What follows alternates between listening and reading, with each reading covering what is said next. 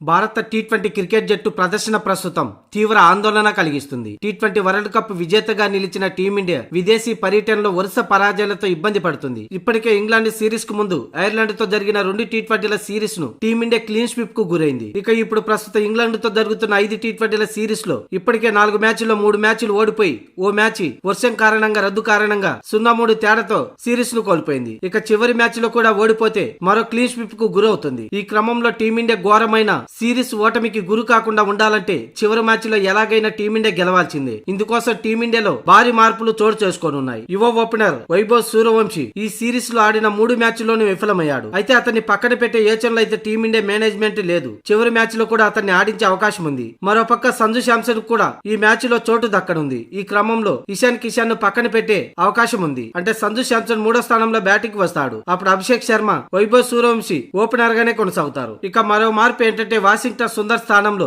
Allrounder Suryavanshi షెడ్జేకు తుది జట్టులో అవకాశం రానుంది. బ్యాటింగ్ బౌలింగ్ లో విఫలమైన వాషింగ్టన్ సుందర్ కు ఖచ్చితంగా తుది జట్టులో స్థానం కోల్పోనున్నాడు. దీంతో అతడి స్థానంలో సూర్యవంశీ షెడ్జేకు టీం మేనేజ్మెంట్ అతడికి అవకాశం గ్యారెంటీ అని తెలుస్తుంది. మరోవైపు ప్రసిద్ధి కృష్ణ కూడా గత మ్యాచ్ లో ఒక్క వికెట్ కూడా తీయలేదు. దీంతో తిరిగి హర్షత్ రాణా జట్టులోకి రానుండడంతో ప్రసిద్ధి కృష్ణకు బెంచ్ గా పరిమితం కానున్నాడు. మొత్తంగా ఈ 3 మార్పులు చోటు చేసుకునే అవకాశం ఉంది. సౌతాంప్టన్ లోని ద రోజ్ బౌల్ క్రికెట్ స్టేడియంలో రేపు 11వ తేదీన ఈ చివరి టీ20 మ్యాచ్ జరగనుంది.